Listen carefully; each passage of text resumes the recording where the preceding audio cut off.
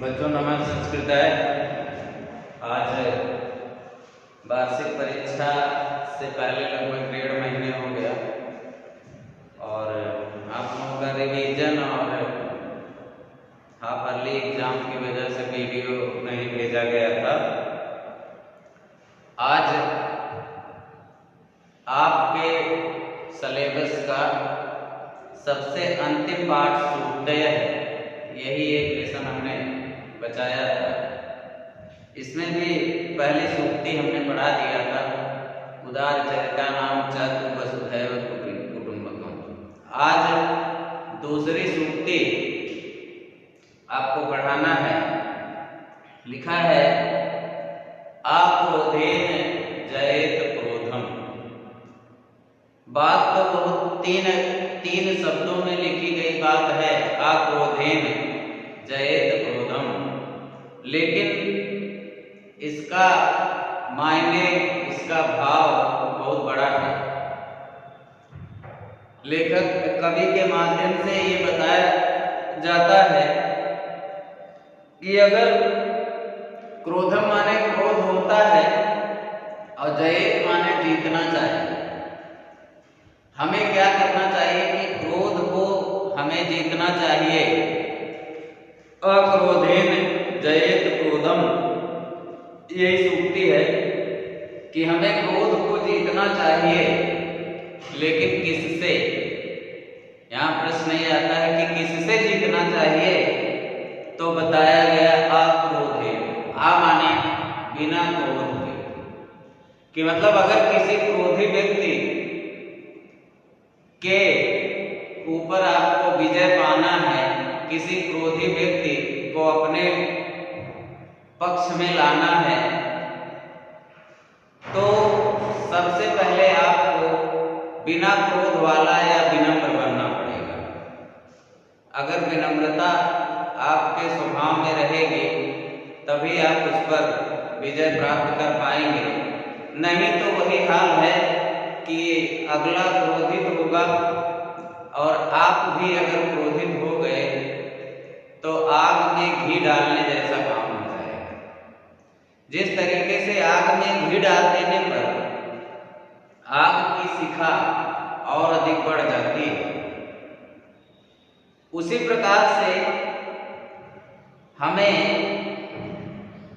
ये जो क्रोध भी होता है, मान लीजिए आपको कोई व्यक्ति गाली दे दिया या आप क्लास में बैठे हो, कोई बच्चा आपको गाली दे दिया, अगर आप भी उसको गाली दे दिए तब तो वहां लड़ाई झगड़ा सब कुछ होना है, इसमें कोई दो राय नहीं।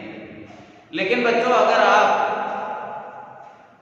उसको विनम्र पूर्वक ये कहें कि अरे यार क्या अपनी जबान गंदी कर रहे हो, तुमको ऐसा नहीं बोलना चाहिए। चलो ठीक है, तुमने गाली दिया, क्या गाली लगती है किसी को? कोई बात नहीं, एक कान से सुना बढ़ा दिया। अगला सोचेगा कि हमने इसको गाली दिया और इस पर हमारी गाली का कोई असर नहीं हुआ, ये रिएक्ट नहीं हुआ। अगला खुद अपने आप को ठगा ठगा महसूस करेगा।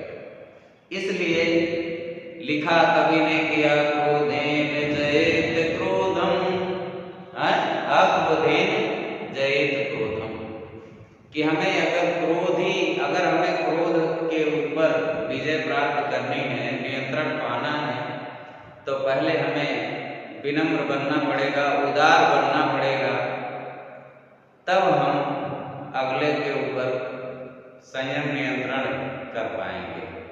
अब अगर नहीं, आपको भी क्रोध आ गया तो लड़ाई भी हो सकती है, झगड़ा भी हो सकता है, सर भी फूट सकता है। तो कवि ने ये सूक्ति लिखा अक्रोधेन जयेत क्रोधम। दूसरी सूक्ति लिखा इन्होंने शरीर माध्यम खलु धर्म साधनम। क्या लिखा? शरीर माध्यम खलु धर्म साधनम, शरीर माध्यम खलु धर्म साधनम। देखिए शरीर माध्यम लिखा है, शरीर और माध्यम दो शब्द है। जब ऐसे आप पढ़ेंगे, देखिए लिखा क्या है कि शरीर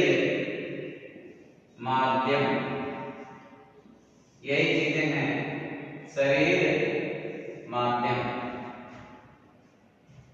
अब अगर इस शरीर माध्यम शब्द को आप तोड़ते हैं, क्या करते हैं, अगर आप तोड़ते हैं, ध्यान दीजिए, तो निश्चित रूप से आपका शब्द विच्छेद होगा शरीर धन आद्य। मां में से आप को निकाल लीजिए। आद्य शब्द जो बनता है वो आदि और अंत शब्द आपने सुना होगा। क्या सुना होगा? आदि और अंत। आदि माने होता है पहला। आदि माने क्या होता है? पहला। और अब आदि का मतलब पहला हुआ और शरीर का मतलब शरीर हुआ। अब यहां लिखा कि शरीर माध्यम, कि शरीर जो है वो हमारे लिए क्या है? तो ये शरीर हमारे लिए सबसे पहला धर्म साधन। धर्म साधन का मतलब हुआ धर्म कार्य करने का साधन। जैसे मान लीजिए आप भगवत गीता पढ़ने जा रहे हैं, तो भगवत गीता पढ़ने में किताब, भगवत गीता की किताब भी साधन है, लेकिन किताब पढ़कर क्या करेगी?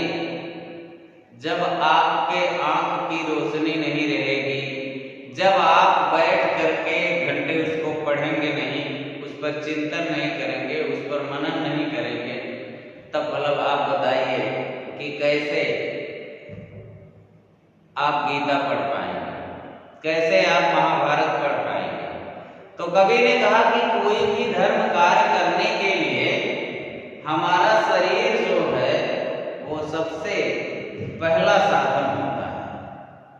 अगर शरीर हमारा स्वस्थ होगा, अगर हमारे शरीर में ताकत होगी, अगर हमारे शरीर में क्षमता होगी 2 घंटे बैठने की, अगर हमारे शरीर में 2 घंटे बैठने की क्षमता होगी, समझने की क्षमता होगी, हमारा शरीर स्वस्थ होगा, निरोग होगा, तभी हम धर्म कार्य कर पाएंगे। धर्म कार्य का मतलब कोई भी कार्य कह रहे थे।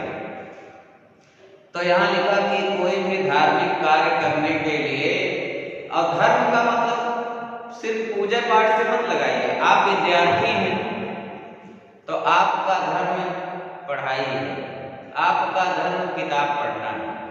किसान का धर्म क्या है? खेती करना है। टीचर का धर्म क्या है? बच्चों को पढ़ाना है। सबका धर्म है। गाय का धर्म क्या है? हमें दूध पिलाना है। ये सबका अपना अपना धर्म है। धर्म का मतलब ये मत कि चुटकी बांध करके पूजा करना नहीं धर्म, नहीं, ये गलत बात है। लेकिन इसके लिए सबसे प्रथम, सबसे पहला कार्य क्या होता है बच्चों? हमारा शरीर। और ऐसा भी कहा गया कि स्वस्थ शरीर में ही स्वस्थ मस्तिष्क का विकास होता है। इसलिए हमें अपने शरीर को स्वस्थ रखने की जरूरत है। तो बच्चों, इन 2 सूक्तियों में एक में बताया गया कि शरीर हमारे लिए धर्म कार्य करने का सबसे पहला साधन है, धर्म कार्य करने का सबसे पहला साधन है। और दूसरी सूक्ति में ये बताया गया कि ये जो क्रोध है, क्रोधी व्यक्ति के ऊपर, क्रोध के ऊपर अगर हमें विजय प्राप्त करनी है तो हमें क्या करना चाहिए? हमें सबसे पहले विनम्र होने की जरूरत है। अगर हमारे अंदर विनम्रता आएगी तभी हम धर्म कार्य कर पाएंगे, अदरवाइज ये हमारे लिए संभव नहीं होगा। तो बच्चों, आज इस लेसन में इतना ही। कल 2 और सूक्तियों के साथ मैं पुनः आपके समक्ष उपस्थित होऊंगा और फिर से 2 सूक्तियां आपको पढ़ाई जाएंगी।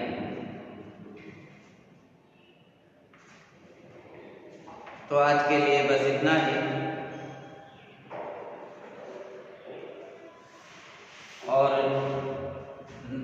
इस इसके आगे अगले वीडियो में